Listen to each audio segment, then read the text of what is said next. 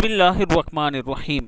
ہر نماز کے بعد 7 مرتبہ پڑھیں، جتنا مرضی قرض ہو اللہ خود عطا کر دے گا۔ نبی اکرم صلی اللہ علیہ وآلہ وسلم نے ارشاد فرمایا، حضرت علی رضی اللہ تعالیٰ عنہ کو یہ سکھایا، ہر فرض نماز کے بعد 7 مرتبہ اور چلتے پھرتے پڑھیں۔ اگر پہاڑ کے برابر بھی قرض ہوگا تو اللہ تعالیٰ اس کی ادائیگی غائب سے انتظام فرما دے گا۔ دعا ہے، اللہم اکفنی بحلالک عن حرامک واغننی بفضلک عمن سواک۔ اللہم اکفنی بحلالک عن حرامک واغننی بفضلک عمن سواک۔